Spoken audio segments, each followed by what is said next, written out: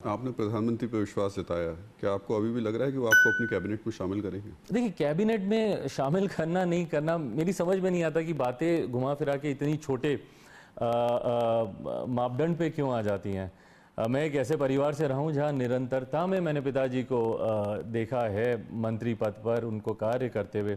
तो मेरे लिए कोई पद पाना या मेरे लिए मंत्री बनना अल्टीमेट गोल या अल्टीमेट लक्ष्य नहीं है। मेरे लिए अल्टीमेट गोल, अल्टीमेट लक्ष्य मेरा Bihar first, Bihari first vision document है, उसको बिहार में लागू करवाना। भाई वो मैं सत्ता में रह के कराऊं, विपक्ष में रहकर कराऊं, संघर्ष करके कराऊं या कॉमन मिनिमम प्रोग्राम में उसको शामिल करके कराऊं, मेरा एजेंडा सिर्फ वही है। तब क्या होगा कि अगर आपके चाचा कैबिनेट में शामिल होगा और आप नहीं हुए तो? मेरी ढेर सारी शुभकामनाएं हैं, पर अगर वो कैबिनेट में शामिल होंगे, बस मुझे वो जानना है कि किस तरीके से। अगर वो जनता दल यूनाइटेड को ज्वाइन करके जनता दल यूनाइटेड के कोटे से शामिल हो रहे हैं तो मेरी ढेर सारी शुभकामनाएं, और उसके लिए मेरा रास्ता और आसान हो जाएगा।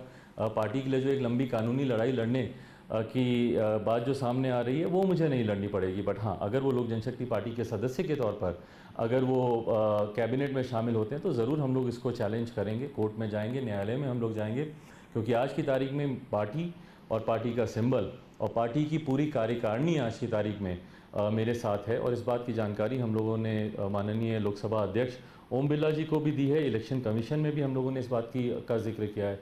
तो अगर वो पार्टी की तरफ से अगर उन्हें भेजा जाता है तो उस पर ज़रूर हम लोग को एतराज़ होगा। बाकी इंडिपेंडेंट है वो, उनको पार्टी से उनको निलंबित कर दिया जा चुका है।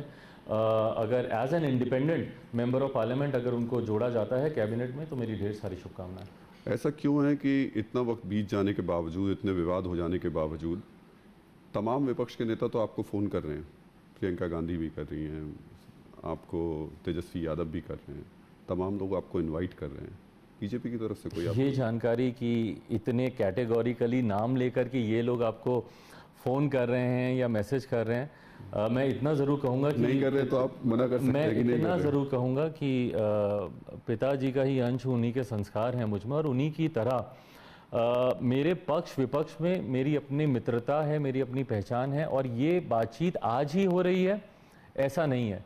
कई ऐसे विपक्ष के नेता हैं जिनको मैं अपना अभिभावक तौर पे मानता हूं या जिनको मैं अपने मित्र के तौर पे या साथी के तौर पर मानता हूं, उनसे मेरी लगातार बातचीत होती है। और यही चीज़ applies, the same thing applies in this case also, कि भारतीय जनता पार्टी में भी कई ऐसे नेता हैं जिनसे मेरे व्यक्तिगत संबंध बहुत अच्छे हैं, उनसे मेरी बातचीत ज़रूर हो रही है, पर वो पर्सनल लेवल पे है। बट अगर बातचीत के मायने आपके लिए वो औपचारिक, ऑफिशियल की ऑफिशियली उन्होंने क्या कहा नहीं कहा, तो ये औपचारिक बातचीत मेरी ना पक्ष से चल रही है ना विपक्ष से चल रही है। फिर भी तेजस्वी यादव ने तो आपको इनवाइट किया है, इनविटेशन दिया है आप? जी बिल्कुल, तेजस्वी मैंने बार बार मैंने इसको ऑन रिकॉर्ड कहा है, और इसको ये मत कहिएगा कि मैं आज ही कह रहा हूँ, मैंने बार बार इस बात को कहा है कि तेजस्वी मेरे छोटे भाई के समान हैं।